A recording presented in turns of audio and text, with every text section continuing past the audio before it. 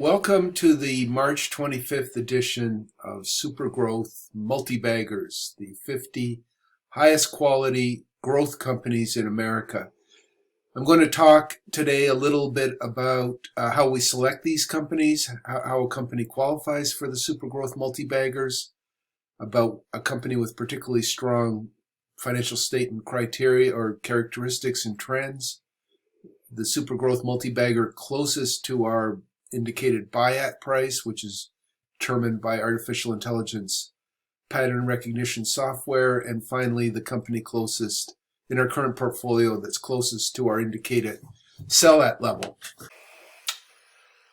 All right, so we'll start with the financial statement criteria that we use to identify these companies. I'm planning a longer video that'll explore these in more detail, but this is a quick overview just for now, because I've been asked a couple of times recently exactly what I mean by high quality growth companies.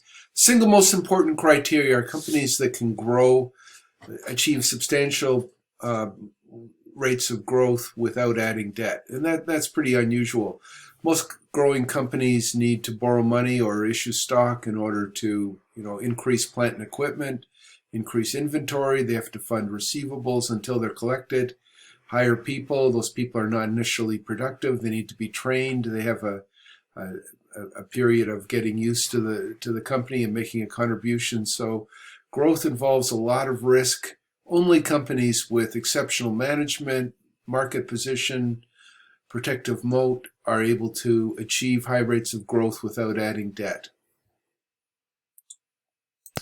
So we score every public company according to a variety of criteria.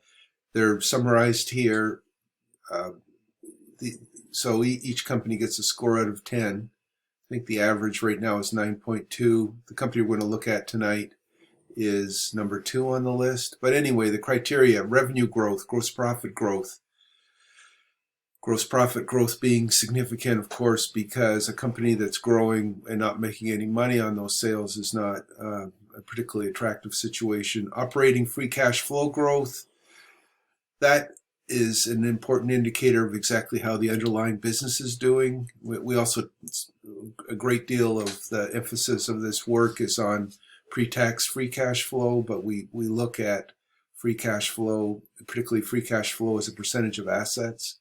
And there's a whole logic related to stock buybacks and write-downs and behind using operating free cash flow. But I won't, as I said, deal too much this evening on the details. I'll just give a quick overview. Return on assets, basically made up of capital turnover, asset turnover, and margins. Return on assets trend, very important criteria. So we look at financial strength. We want to see very strong balance sheet, and we want to see an improving balance sheet if we can. I'll talk a little bit about that a little later. All public companies, for instance, have, according to our criteria, an average financial strength rating of 2.5. SuperGrowth MultiBaggers average 9.6. Most of them get a rating out of 10 on financial strength. Master investor holdings, the 236 companies in the portfolios of the 10 managers with the strongest 10-year performance average 2.8 out of 10. So only slightly better than the average public company. We're looking at the absolute best of the best, the 50 out of the 3,000 or so non-utility public companies with market caps of over $5 million. Our selection criteria considers intrinsic value growth, price to intrinsic value, the compounder score, the 10-year rate of growth in free cash flow, and intrinsic value versus as compared to the 2-year. So we want to see a high rate of growth in both the 10-year and the 2-year, but we want to see the 2-year accelerating or higher than the 10-year. And that's often the case with these companies. As their revenues grow, they achieve economies of scale, and their free cash flow grows faster than their revenues. So the financial strength criteria, earlier I mentioned that SuperGrowth MultiBaggers average 9.6. The criteria: free cash flow as a percentage of all liabilities, return on assets by operating free cash flow, equity at estimated intrinsic value in relation to all liabilities, cash in relation to all liabilities, interest coverage by operating free cash flow. Very important when a company has debt. Of course, most of these companies don't have any debt at all, so that measure isn't that helpful often. And consistency and stability. So we want to see a steady rate of improvement, and we try to avoid highly volatile situations where companies make a lot of money one year and lose a lot the next year. And that's characteristic of many growth companies, but not the SuperGrowth MultiBaggers. Taking a look at the overall market very briefly, we're assessing the risk based on our artificial intelligence pattern recognition algo at fairly high. New purchases as a result, 3% of portfolio, versus the current buy-at price of the S&P 500, 382.56. Current price of the S&P 500 or the SPY ETF, $392, which is 3.5% above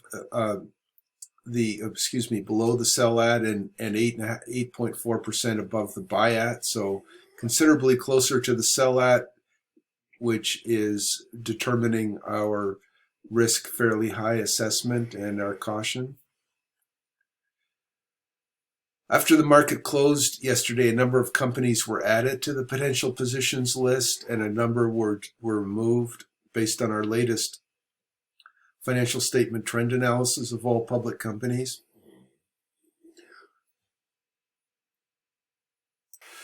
When we take a position and it later is dropped out of the SuperGrowth MultiBaggers, we don't sell it. We hold it. These are very high quality companies. You know, a company that might rate like Progressive does at about 100 out of the 3,000, you know, exceptional company, exceptional profitability, very strong balance sheet. It's just not in the top 50 anymore. So we have a substantial position. We'll hold it until the algo indicates that it's time to sell, and that could be a considerable period of time. We're very comfortable holding these companies. I'd say that there's one I'm a little uncomfortable with right now, that a tiny little speculative position, Starco Brands. Well, the position is unfortunately not tiny, but the company is, and it's highly speculative.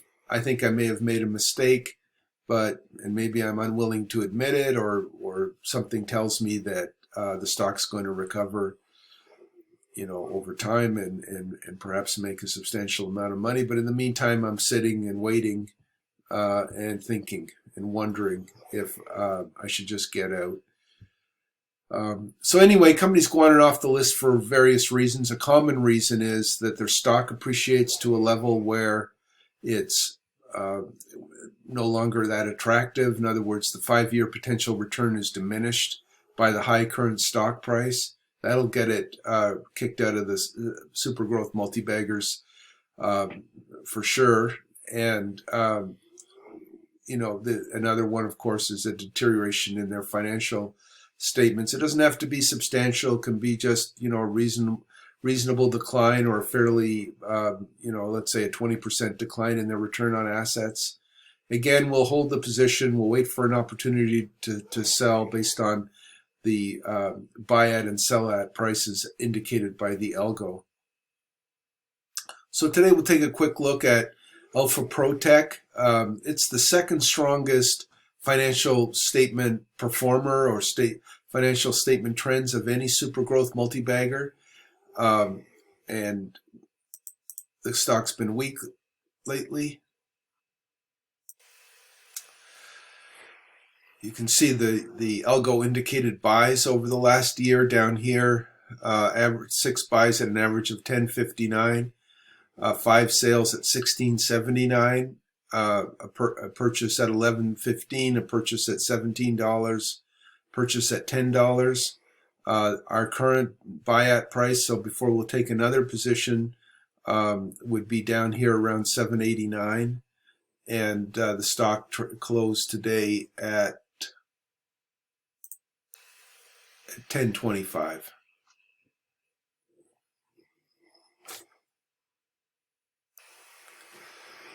So the average holding period of the positions that we've taken or that are indicated by the algo over the last year, 84 days. That's longer than average. I think our average position is slightly under a month holding period. Average profit per transaction, 55%. Return annualized, 237%. So this is an interesting company. You know, I often get asked, why sell them at all? Why not just buy them on weakness and hold? And you'll see an example of a company which would have definitely generated higher returns had we done that. But in this particular case, you can see the advantage of selling when indicated by the algo, because it basically hasn't done anything for a year, you know, in terms of where it was a year ago and where it is today. And in my opinion, taking advantage of these indicated sell-at prices reduces risk, because you're getting out of a position and getting into cash. And you know, as stocks rise, in our opinion, I know many successful growth investors disagree with this. They want to buy on strength and sell on weakness. We do the opposite. We're buying high-quality companies on weakness and selling them on strength.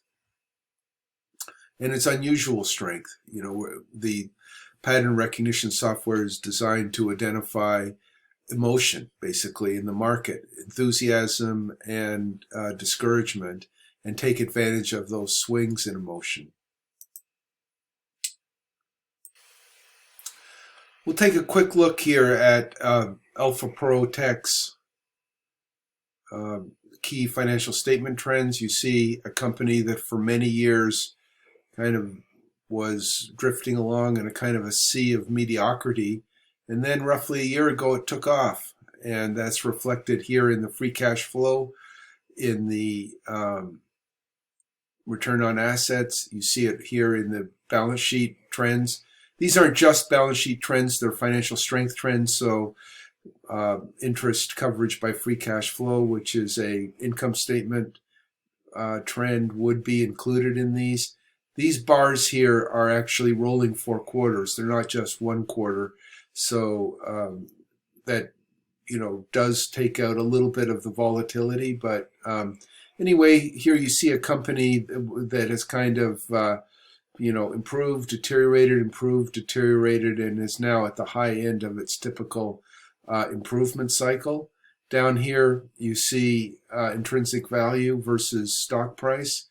And you know, I don't really put a lot of emphasis on the our estimate of intrinsic value. For one reason, most of the companies that are particularly strong performers in our portfolio trade at substantial premiums to their intrinsic value. It's not necessarily a positive to see a discount to intrinsic value, but it is interesting if you look at over time the periods when the stock has traded below its indicated intrinsic value. Those have, for the patient investors, often generated superior returns. So we consider it, but we're really looking for a stable, steady increase in intrinsic value when we look at that red line, rather than a discount to current intrinsic value. Our decisions are made more based on the algo, the buy at and sell at levels as indicated by the algo, which is, you know, primarily a measure of emotion in the market.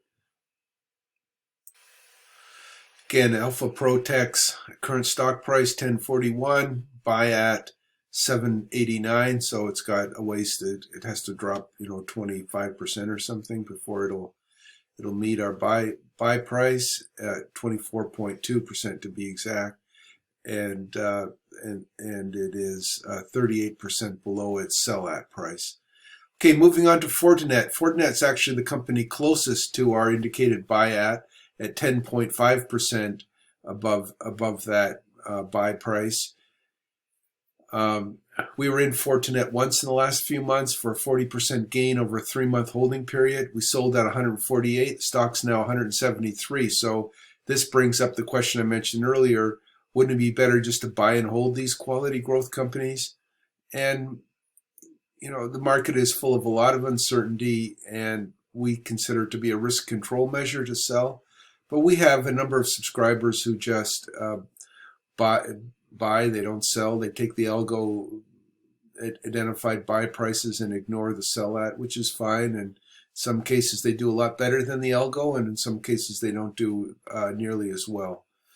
Overall, when I run back tests, the sell at prices generate a substantially higher annualized return than does buy and hold. So that's the primary reason we don't just buy and hold. Okay, so here's the key financial statement trends of Fortinet. Fortinet provide anti-malware, anti-hacking platforms, complete solutions for big corporations to secure their online cloud and their digital aspects of their business. So a company that was fairly mediocre in terms of free cash flow generation and took off about 3 years ago. You see this strength reflected in the financial statement trends. And down here you see our estimate of intrinsic value versus the stock price, and it results in our conclusion of the company being currently fairly valued. So it's trading right now at $174.50, or at least when I ran this report. I think it's slightly different now, but we're estimating that the intrinsic value of the company is about $161. So, pretty close. Finally, the company in our current portfolio that's closest to selling, Progressive. This is a highly efficient, profitable car insurance company. We currently rate it at about 101st out of the 3,000 odd companies that our software tracks regularly. We run that. It takes our software about 36 hours to go through every public company. And so currently Progressive rates about 100th out of the 3,000. So excellent, especially considering its very substantial size. We've removed it from the SuperGrowth MultiBaggers only because we focus on the top 50, and it's still within 3% of the best of all companies. We purchased a position at the end of November and the 1st of February, 3 different transactions, average cost $87.61. It's 14% of our portfolio. We'll sell our position should it reach the indicated sell-out price, which changes, every few minutes when the market's open, but right now it's currently around $97. So it's trading at $92.50, and we'll sell at $97. This is a look at the company's the buys and sells as indicated by the algo over the last year or so, and see here 6 buys at an average of $70, 6 sales at an average of $78. And the current stock price in relation to the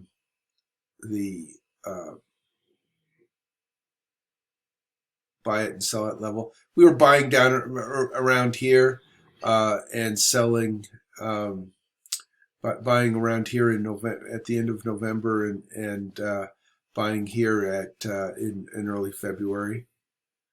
So the stock was strong today, and bringing it closer. Still has a ways to go. Looking at the chart, it might be a week off selling or something like that if current trends continue. But it may be a year off. That's just the nature of this. So our daily report email, which subscribers will receive shortly, lists the companies that were in our SuperGrowth MultiBaggers that were recently removed, either because the stock appreciated or the financial statement trends deteriorated. So, we have a position, for instance, in Salesforce right now. We have a position in Genmab, manufacturer or developer of very interesting, important cancer treatments using antibodies. So, of course, Progressive, as I mentioned, now out. We have a position in Qualys now out of the portfolio. So that just means we won't be buying it, but we hold it. It's a good, these are all excellent companies. We're happy to continue to hold them. Finally, I'll just talk for a moment about our new website and our chat room. Our website totally crashed and burned over the weekend.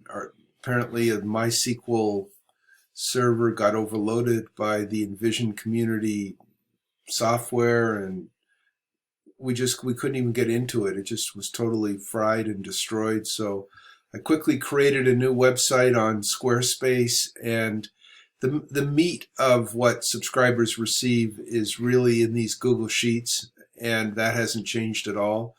I've been constantly trying to improve it, taking feedback from subscribers and making it as useful as it can be to them. And a part of that in the last few days has been creating a chat room, which I have a developer working on right now, so that when people enter a chat here, after they press return, it'll show up down here below, and then it will also show up here on the most important page of the portfolio report. It'll show up here, and anyone who wants to read more about a subject being discussed by subscribers can just go to the chat room. Unfortunately, the chats that were posted in the last several months are now all gone and are irretrievable, but we're starting over fresh. This will work well. It's nice that it's right with all the other important data that is generated by the software and by our process of analysis. So it has, of course, the current positions listed in order of proximity to sell at price, potential positions listed in proximity to buy at, and this is now all sorted every minute automatically. I used to, up until a week or so ago, I used to have to click on these buttons, and I was often distracted and not able to do that. So now it's all done automatically. Cash position, all of our trades over the last year or so, and this is where the raw data comes in into our. I wonder if I can move this around. I guess I don't know. Can I? I guess not. Anyway, I'm sorry. The tickers are cut off over here, but it has, the raw data comes in. And this is of interest to some subscribers because people will ask me to include specific tickers that are not in the SuperGrowth MultiBaggers, Apple and Adobe, for instance, recently. And I'm happy to do that. I put them in there so that subscribers can keep track of stocks of particular interest to them that are not in the SuperGrowth MultiBaggers. Okay, well, in interest of not letting this drag on too long, thank you everybody for listening, and I hope to see you tomorrow.